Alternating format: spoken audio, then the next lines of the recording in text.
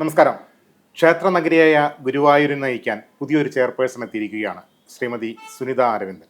തൻ്റെ വികസന കാഴ്ചപ്പാടുകളും ഒപ്പം തന്നെ സ്വപ്നങ്ങളുമൊക്കെ TCVയോട് പങ്കുവയ്ക്കുകയാണ് ശ്രീമതി സുനിത അരവിന്ദൻ. സുനിത രാഷ്ട്രീയ രംഗത്ത് അങ്ങനെ പുതുമുഖമൊന്നുമല്ല. മുൻപ് കൗൺസിലറായിരുന്നു. ഇപ്പോൾ രണ്ടാം ഊഴത്തിൽ ചെയർപേഴ്സൺ പദവി തേടിയെത്തിയിരിക്കുകയാണ്. എന്തൊക്കെയാണ് മനസ്സിലുള്ള ഒരു വികസന സ്വപ്നങ്ങൾ? നമുക്ക് നഗരസഭയുടെ പദ്ധതികൾ എന്ന് പറഞ്ഞിട്ടുള്ള കുറേ വികസനങ്ങൾ നടന്നിട്ടുണ്ടല്ലോ. അപ്പം അതിൻ്റെ മുൻതൂക്കമായിട്ട് നമുക്കിപ്പോൾ ബസ് സ്റ്റാൻഡ്, അതുപോലെ സ്റ്റേ ഹോം, അതിൻ്റെയൊക്കെ പ്രവർത്തനങ്ങൾ വേഗം പുരോഗമിപ്പിക്കുക എന്നുള്ളതാണ് ഒരു എന്താ പറയുക, വികസനത്തിന് മുൻതൂക്കമായിട്ട് കൊടുത്തുള്ളതും നമ്മളൊരു സ്വപ്നം. ഗുരുവായൂർക്കാരുടെ ഭയങ്കരമായ ഒരു സ്വപ്നമാണ് ഗുരുവായൂർ ബസ് സ്റ്റാൻഡ്, കുറേ ആളുകളുടെ. അപ്പോൾ അത് പൂർത്തീകരിക്കണം എന്നുണ്ട്. നമ്മളെ കാലത്ത് അതൊരു പൂർത്തീകരിച്ച് പോകണം എന്നൊരു ആഗ്രഹമുണ്ട്. ഈ രണ്ടാം ടൈമിൽ മത്സരിക്കുമ്പോൾ ഇങ്ങനെ ഒരു ചെയർപേഴ്സൺ പദവി തേടി വരുമെന്ന് സ്വപ്നത്തിലുണ്ടായിരുന്നു? ഇല്ല, അതൊരിക്കലും ഇല്ല. നമ്മൾ അങ്ങനെ ഒരു പ്രതീക്ഷ ഉണ്ടായിരുന്നില്ല. അത് അവിടെ കൗൺസിലറായിട്ട് നമ്മൾ ഇലക്ഷന് നിൽക്കുന്നു, ജയിക്കും എന്നുള്ള ഉറപ്പുള്ള ഒരു ഇതായിരുന്നു. അപ്പോൾ ആ വാർഡിൻ്റെ വികസന പ്രവർത്തനങ്ങൾക്ക് മുൻതൂക്കം കൊടുക്കാൻ അവിടുത്തെ ഒരു കൗൺസിലറായി മാറുന്നു മാത്രമേ ചിന്തയുണ്ടായിരുന്നുള്ളൂ. അങ്ങനത്തെ സ്വപ്നമേ ഉണ്ടായിരുന്നുള്ളൂ. അതൊക്കെ പ്രതീക്ഷിക്കാതെ വന്നു ചേർന്ന ഈ പാർട്ടി വലിയൊരു ഉത്തരവാദിത്വമാണ് ഏൽപ്പിച്ചിരിക്കുന്നത്. അത് ഭംഗിയായിട്ട് നിറവേറ്റാൻ കഴിയുമെന്ന ഒരു ആത്മവിശ്വാസമുണ്ട്. പാർട്ടി വലിയൊരു ചുമതല തന്നെയാണ് ഏൽപ്പിച്ചിട്ടുള്ളത്. എന്ന് വെച്ചാൽ ഗുരുവായൂർ നഗരസഭ എന്ന് പറയുമ്പോൾ ലോകം ഉറ്റുനോക്കുന്ന നഗരസഭ തന്നെയാണ്. അപ്പോൾ അതിൻ്റെ കാര്യങ്ങൾ പാർട്ടി അവരെ ഏൽപ്പിച്ച ഉത്തരവാദിത്വം നല്ല രീതിയിൽ പൂർത്തിയാക്കാൻ കഴിയുമെന്ന് എനിക്കൊരു ആത്മവിശ്വാസം ഇപ്പോൾ ഉണ്ട്. ഉണ്ടാവും എന്തായാലും. ചെയർപേഴ്സൺ സൂചിപ്പിച്ച പോലെ ഗുരുവായൂർ ലോകം ഉറ്റുനോക്കുന്ന ഒരു തീർത്ഥാടന കേന്ദ്രമാണ്, ഒരു ക്ഷേത്ര നഗരിയാണ്. അപ്പോൾ അടിസ്ഥാന സൗകര്യ വികസന രംഗത്തിന് പ്രത്യേക ഊന്നൽ നൽകേണ്ടിയിരിക്കുന്നു. അത്തരം കാര്യങ്ങളിലൊക്കെ ഒരുപാട് നഗരസഭയ്ക്ക് മാത്രം ആ ഫണ്ട് ഉപയോഗിച്ച് ചെയ്യാൻ കഴിയുന്ന വികസന പദ്ധതികളല്ല. കേന്ദ്ര സംസ്ഥാന സർക്കാരുകളുടെ ഒക്കെ ഫണ്ട് ആവശ്യമാണ്. അത്തരം കാര്യങ്ങളിലൊക്കെ ഏത് രീതിയിലുള്ള ഇടപെടലാണ് നടത്താൻ ഉദ്ദേശിക്കുന്നത്? നമുക്ക് ഫണ്ട് വരാനുള്ള രീതികൾ നമ്മൾ നോക്കും. നമുക്ക് ഫണ്ട് വാങ്ങിച്ചെടുക്കാനുള്ള രീതികൾ നമ്മൾ നോക്കിയിട്ട് നമ്മളുടെ ഗുരുവായൂർ നഗരസഭ, ഗുരുവായൂരെ തീർത്ഥാടന നഗരിയാണ്. അവിടെ ഒരുപാട് വികസന കാര്യങ്ങൾ ഇപ്പോൾ നഗരസഭ ചെയ്യുന്നുണ്ട്. നമുക്ക് ഒരുപാട് അവാർഡുകളും കിട്ടിയുള്ള നഗരസഭയാണ് ഇവിടെ ഈ ഗുരുവായൂർ നഗരസഭ എന്നുള്ളത്. അപ്പോൾ അതേപോലെ അവിടുന്ന് ഫണ്ടുകൾ മേടിച്ചെടുക്കാൻ നമ്മളെ കഴിയുന്ന വിധം നമ്മളത് നോക്കും. അത് കിട്ടുന്നതനുസരിച്ച് നമ്മളുടെ വികസനങ്ങൾ മുന്നോട്ട് കൊണ്ടുപോയിക്കൊണ്ടിരിക്കും. കേന്ദ്ര പദ്ധതികളായി അമൃത്, പ്രസാദ് പോലുള്ള പദ്ധതികൾ, അത്തരം പദ്ധതികളുടെയൊക്കെ ഒരു പുരോഗതി എത്രത്തോളം ഉണ്ടെന്ന് ഈ ചുമതല ഏറ്റെടുത്ത ശേഷം പരിശോധിച്ചിട്ടുണ്ടോ? ചുമതല ഏറ്റിട്ട് ഇപ്പോൾ കുറച്ചായിട്ടുള്ളൂ. അപ്പോൾ ഉദ്യോഗസ്ഥരൊക്കെ എന്താ വെച്ചാൽ ഈ ഇലക്ഷൻ്റെ ഭാഗമായിട്ട് അവർ തിരക്കിലായതുകൊണ്ട് കുറേ ആളുകൾ ലീവും നോക്കിയാണ്. അപ്പോൾ എന്തായാലും ജനുവരി തൊട്ടിട്ട് നമുക്കതിൻ്റെ എങ്കിൽ കൂടി ചില കാര്യങ്ങളിലൊക്കെ നമ്മൾ ഇടപെട്ടിട്ട് എന്താണെന്നുള്ളത് നോക്കിക്കൊണ്ടിരിക്കുകയാണ്. ഇപ്പം ആ കസാരയിൽ ഇരുന്നിട്ട് കുറച്ച് ദിവസമല്ലേ ആയിട്ടുള്ളൂ. ഒരു വനിതാ ചെയർപേഴ്സൺ സ്ഥാനത്തെത്തുമ്പോൾ തീർച്ചയായിട്ടും വനിതകൾക്ക് വേണ്ടിയുള്ള ഒരുപാട് പദ്ധതികൾ മനസ്സിലുണ്ടാകും. അത്തരം കാര്യങ്ങളിലൊക്കെ ഏത് രീതിയിലുള്ള ഇടപെടലുണ്ടാകും? വനിതാ പദ്ധതികൾ നമ്മുടെ ഗുരുവായൂർ മറ്റുള്ള നഗരസഭകളെ അപേക്ഷിച്ച് ഏറ്റവും കൂടുതൽ പദ്ധതികളും അവർക്ക് ജോലിയൊക്കെ ഉള്ളത് നമ്മളെ ഗുരുവായൂർ നഗരസഭയിൽ. നമ്മൾ ഒരുപാട് പദ്ധതികൾ, വനിതാ ഘടക പദ്ധതി പോലെ അങ്ങനെ ഒരുപാട് പദ്ധതികൾ വന്നിട്ടുണ്ട്. ഇപ്പോൾ ഫെസിലിറ്റേഷൻ സെൻറ്റർ, കമ്മ്യൂണിറ്റി സെൻറ്ററിലൊക്കെ നമ്മൾ കുടുംബശ്രീ പ്രവർത്തകരാണ് ഉള്ളത്.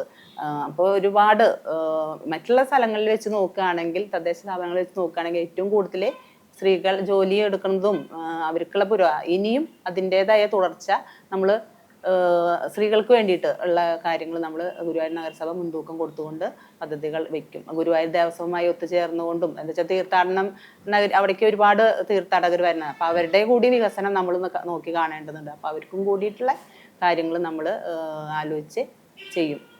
ഗുരുവായൂർ നഗരസഭ അത്യാവശ്യം വരുമാനമുള്ളൊരു നഗരസഭയാണ്. എങ്കിലും വരുമാനം വർദ്ധിപ്പിക്കാൻ ഒരുപാട് ഭാവനാപൂർണമായ പദ്ധതികൾ നമുക്ക് നടപ്പാക്കാൻ കഴിയുന്ന ഒരു നഗര പരിധി കൂടിയാണ്. അത്തരം കാര്യങ്ങളൊക്കെ മനസ്സിലുണ്ടോ? തനത് പദ്ധതികൾ ആലോചിക്കുന്നുണ്ട്. അപ്പോൾ അത് നമ്മൾ ചെയ്യാം. എന്നുവെച്ചാൽ നമ്മളെ മനസ്സിലൊക്കെ ഓരോ ഇതുണ്ട്. അത് ഇങ്ങനെ ഉണ്ടാക്കി നമ്മൾ തുടർന്ന് ചെയ്യും. ഒരു പ്രൊഫഷണൽ ആയിട്ടുള്ളൊരു സമീപനം സ്വീകരിച്ചുകൊണ്ട് മറ്റ് വികസന ഏജൻസികളുടെ ഒക്കെ ഒരു നിർദ്ദേശങ്ങൾ സ്വീകരിക്കാൻ ഉദ്ദേശിക്കുന്നു. അത് നമ്മളുടെ നാട്ടിലത്തെ ജനങ്ങൾ, അതേപോലെ പുറമെ നിന്ന് വരുന്ന ആളുകളുടെ അഭിപ്രായങ്ങൾ തേടിക്കൊണ്ടുവന്ന് ചോദിച്ചുകൊണ്ട് തന്നെയാണ് നമ്മളിപ്പോൾ പ്രകടന പത്രിക ഇറക്കിയിട്ടുണ്ടായിരുന്നു ഇലക്ഷൻ്റെ ഭാഗമായിട്ട്. അപ്പോൾ അതിലത്തെ കാര്യങ്ങളൊക്കെ നടക്കാൻ ഇങ്ങനെയുള്ള ആളുകളുടെ സഹായങ്ങൾ വേണം. അപ്പോൾ അത് ചോദിച്ചുകൊണ്ടും അവരുടെ അഭിപ്രായങ്ങൾ അറിഞ്ഞുകൊണ്ട് തന്നെ പ്രവർത്തനങ്ങൾക്ക് മുൻതൂക്കം കൊടുക്കും, പ്രവർത്തനങ്ങൾ ചെയ്യുമെന്നാണ് എനിക്ക് പറയാനുള്ളത്. യുവജനങ്ങളാണ് ഒരു നാടിൻ്റെ ഒരു യഥാർത്ഥ സമ്പത്ത്. അവർക്ക് വേണ്ടിയിട്ടുള്ള ഏതൊക്കെ തരത്തിലുള്ള പദ്ധതികളുണ്ട്? ഇപ്പോൾ തന്നെ നിരവധി പദ്ധതികൾ നടപ്പിലാക്കി വരുന്നുണ്ടല്ലോ. യുവജനങ്ങൾക്ക് വേണ്ടിയിട്ടും നമ്മൾ പദ്ധതികൾ ആവിഷ്കരിക്കും. കാരണം നമ്മളെ വരും തലമുറയാണ് അവര്. അപ്പൊ യുവജനങ്ങളാണ് നമ്മളുടെ ശക്തി. അപ്പൊ അവർക്കുള്ള പദ്ധതികൾ നോക്കി ഒരുപാട് പദ്ധതികൾ ഇപ്പോൾ ഉണ്ട്. അപ്പൊ അതേപോലെ തന്നെ തുടർന്നും നമുക്ക് ഇനി നമ്മളുടെ കുറെ സ്വപ്നങ്ങൾ ഇതുണ്ടാവല്ലോ, പദ്ധതികൾ. അപ്പൊ അവരുടെയും കൂടി അഭിപ്രായം, യുവജനങ്ങളാണല്ലോ നമ്മുടെ നാടിന്റെ ഒക്കെ, അപ്പൊ അവരുടെയും കൂടി അഭിപ്രായങ്ങൾ അറിഞ്ഞ് അവർക്ക് എന്താണ് ആവശ്യം എന്നുള്ളത് കണ്ടറിഞ്ഞുകൊണ്ട് ചോദിച്ചറിഞ്ഞുകൊണ്ട് നമ്മൾ പദ്ധതികൾ ചെയ്യും. ഈ തദ്ദേശ സ്ഥാപനങ്ങളുടെ മറ്റൊരു പ്രധാനപ്പെട്ട ഉത്തരവാദിത്തം ആരോഗ്യ മേഖലയാണ്. ആരോഗ്യ മേഖലയുമായി ബന്ധപ്പെട്ട് ഗുരുവായൂരിൻ്റെ അടിസ്ഥാനപരമായ ആവശ്യങ്ങൾ കഴിഞ്ഞ ഭരണസമിതി ഒരുപാട് മുന്നോട്ട് പോയിട്ടുണ്ട്. ഇനി നമുക്ക് ഏതൊക്കെ പദ്ധതികൾ ആ രംഗത്ത് പൂർത്തീകരിക്കാനുണ്ട്? നമുക്ക് ഒരുവിധം എല്ലാ പദ്ധതികളും ആരോഗ്യ മേഖലയിൽ കൃത്യമായിട്ട് ചെയ്യുന്ന നഗരസഭ തന്നെയാണ്. എന്താ വെച്ചാൽ ഒരുപാട് ആരോഗ്യ മേഖലയിൽ ഒരു എന്താ പറയുക, വാർഡ് അടിസ്ഥാനത്തിൽ ഗുരുവായൂർ നഗരസഭ പ്രദേശങ്ങളിലായാലും എല്ലാ സ്ഥലത്തും നല്ല ഇത് വന്നിട്ടുണ്ട്. ഇനിയും എങ്കിൽ പോലും ചില സ്ഥലങ്ങളിൽ വലിച്ച് ഏറിയല്ലോ നോക്കണം. അപ്പൊ നമുക്ക് അത് നിർത്താനുള്ള ഒരു സംവിധാനം നോക്കിക്കൊണ്ട് ഒന്നുകൂടി പുതിയ പദ്ധതികൾ ആവിഷ്കരിച്ച് അതും ഇതേപോലെ മാലിന്യ സംസ്കരണ രംഗത്തൊക്കെ പുതിയ പദ്ധതികൾ ആലോചിക്കുന്നുണ്ടല്ലേ? മാലിന്യ സംസ്കരണം ഇപ്പം ഒരുവിധം നമ്മളുടെ ഇപ്പൊ ഹരിതകർമ്മസേന ഇതൊക്കെ ആയാലും നമുക്കറിയാം, ട്രെഞ്ചിങ് ഗ്രൗണ്ട് പണ്ടത്തെ അവിടെ ഇപ്പൊ പൂങ്കാവനം തന്നെയായിട്ടാണ് നല്ല ഇതിൽ നടക്കുന്നുണ്ട്. മാലിന്യ സംസ്കരണം നല്ല രീതിയിൽ നടക്കണ ഒരുപാട് അവാർഡുകളും നമ്മളെ കണ്ട് മാതൃകയാക്കിയാണ്, ഗുരുവായൂരിനെ കണ്ട് മാതൃകയാക്കിയ കുറെ നഗരസഭകളുണ്ട്. അപ്പോൾ എല്ലാവർക്കും മാതൃകയാണ് ഗുരുവായൂർ നഗരസഭ. അതേപോലെ തന്നെ ഇനിയും ഉള്ള പദ്ധതികൾ നമ്മൾ ആവിഷ്കരിച്ച് മാലിന്യ സംസ്കരണത്തിൽ ഇനിയും കുറെ ഒന്നുകൂടി പ്രവർത്തനങ്ങൾ നടത്തും. വിദ്യാഭ്യാസ രംഗത്ത് ഏത് രീതിയിലുള്ള പ്രവർത്തനങ്ങളാണ് ആലോചിക്കുന്നത്? വിദ്യാഭ്യാസ രംഗത്തായാലും ഇപ്പോൾ നമുക്ക് കുറേ മാറ്റങ്ങൾ വന്നിട്ടുണ്ട്. സർക്കാരിൻ്റെ ഭാഗത്തു നിന്നായാലും ഒക്കെ ഒരുപാട് നമ്മളുടെ സ്കൂളുകളൊക്കെ പണ്ടത്തേനായിട്ട് ഒരുപാട് മുന്നിലേക്ക് വന്നിട്ടുണ്ട്. അവിടെയും ഇതേപോലെ നമ്മളുടെ നഗരസഭയെ കൊണ്ട് കഴിയുന്ന കാര്യങ്ങൾ, നമ്മളെ കൊണ്ട് ചെയ്യാൻ പറ്റുന്ന കാര്യങ്ങളൊക്കെ ചെയ്ത് വീണ്ടും എന്തൊക്കെയാണ് അവിടെ ഇനി ആവശ്യം, അടിസ്ഥാന ആവശ്യങ്ങളുള്ള നമ്മളിപ്പോൾ എത്ര ചെയ്താലും എന്തെങ്കിലും ഒരു കുറവുകൾ അവിടെ ഉണ്ടാവും. അപ്പം അതൊക്കെ കണ്ടറിഞ്ഞുകൊണ്ട് നമ്മളതിന് മാറ്റം വരുത്താൻ നമ്മളെ കഴിയുന്നത് ശ്രമിക്കും. ഈ നഗരസഭാ പരിധിയിലെ റോഡുകൾ, കുടിവെള്ളം, അത്തരം അടിസ്ഥാന സൗകര്യ വികസന രംഗത്തൊക്കെ നഗരസഭയ്ക്ക് ഇനിയും ഒരുപാട് കാര്യങ്ങൾ ചെയ്യാനുണ്ട്. ആ വിഷയങ്ങളെക്കുറിച്ചൊക്കെ പഠിക്കാൻ ശ്രമിച്ചിട്ടുണ്ടോ? നമുക്ക് റോഡുകൾ ഇപ്പോൾ നമുക്കറിയാം, നമ്മളുടെ പ്രദേശത്ത് ചില റോഡുകളിലൊക്കെ വാട്ടർ അതോറിറ്റിയുടെ ഭാഗമായിട്ടും ഗ്യാസ് ലൈനിൻ്റെ ഭാഗമൊക്കെ ആയിട്ട് പൊളിച്ചിട്ടിട്ടുണ്ട്. അതും നമ്മൾ കൃത്യമായി കൊണ്ടുപോയി നല്ല വികസനം അതിനും കൊണ്ടുവരും. എങ്കിൽ പോലും നമ്മളുടെ ഗുരുവായൂർ നഗരസഭ പ്രദേശങ്ങളിൽ ഒരുപാട് വികസനങ്ങൾ വന്നുള്ള സ്ഥലം തന്നെയാണ്. റോഡുകളായാലും അടിസ്ഥാനമായ എല്ലാ സൗകര്യങ്ങളും നമ്മൾ നഗരസഭയിലുണ്ട്. ഒന്നാം സ്ഥാനത്ത് തന്നെ പറയാം. അത്രയും കാര്യം അല്ലെങ്കിൽ ഇപ്പം ചെറിയ ചെറിയ പ്രശ്നങ്ങൾ എന്ന് പറയുമ്പോൾ ഈ റോഡിൻ്റെ പൊട്ടിപ്പൊളിഞ്ഞ അങ്ങനത്തില്ല, അത് നമ്മൾ പരിഹരിക്കും. ഈ കൗൺസിലിൽ നിന്നും ചെയർപേഴ്സണിലേക്കുള്ള ഒരു മാറ്റം പൊതുരംഗത്ത് തേടി വരുന്ന അംഗീകാരങ്ങൾ തന്നെയാണ്. പക്ഷേ അത്തരം വെല്ലുവിളികളെ ഏറ്റെടുത്ത് മുന്നോട്ട് പോകാൻ എന്താണ് ശ്രീമതി സുനിതയ്ക്ക് കരുത്ത് നൽകുന്നത്? കരുത്ത് എന്ന് പറയുന്നത് നമ്മൾ വന്ന വഴി തന്നെയാണ്. നമുക്കൊരു പ്രസ്ഥാനം ഒരു കൂടെയുണ്ടല്ലോ, ആ പ്രസ്ഥാനത്തിൻ്റെ ഒരു കരുത്ത് തന്നെയാണെന്ന് പറയാം. ധൈര്യവും ഇതൊക്കെ നമ്മൾ പ്രതീക്ഷിക്കാണ്ടാണ് നമ്മൾ ചെയർപേഴ്സൺ സ്ഥാനത്തേക്ക് എത്തിയത്. അപ്പോൾ എന്തായാലും എത്തി. ഇനി ആ ഒരു ധൈര്യത്തിൽ മുന്നോട്ട് പോവുക. നഗരസഭയ്ക്ക് വേണ്ടിയുള്ള പൊതുജനങ്ങൾക്ക് വേണ്ടിയുള്ള കാര്യത്തിൽ നമ്മൾ കൗൺസിലർ ആയിരിക്കുമ്പോൾ ഒരു വാർഡിൽ മാത്രമാണ് ഒതുങ്ങി നിൽക്കാറ്.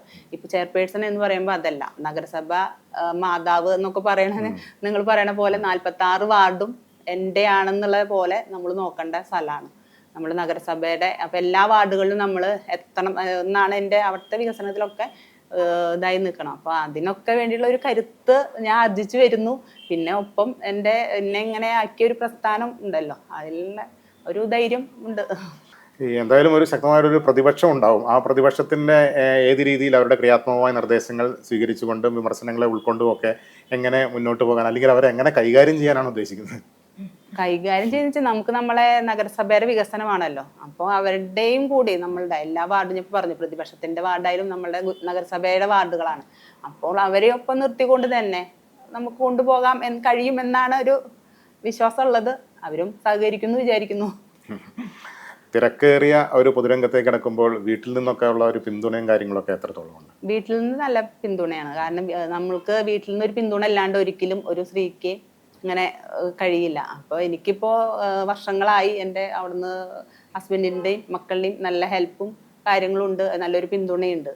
ആ ഒരു പിന്തുണ തന്നെയാണ് എൻ്റെ ഇവിടെ എത്തിച്ചേരാനുള്ള ഒരു ധൈര്യവും നമുക്ക് പറയാൻ കഴിയും. കാരണം അവരുടെ പിന്തുണ ഇല്ലെങ്കിൽ നമുക്ക് ഒന്നും നടക്കില്ല. അപ്പോൾ എല്ലാവരുടെയും പിന്തുണയോടുകൂടി ഗുരുവായൂരിൻ്റെ വികസന സ്വപ്നങ്ങൾ നിറവേറ്റാൻ ശക്തമായി മുന്നോട്ട് പോകാൻ കഴിയട്ടെ എന്ന് ആശംസിക്കുന്നു. Thank you.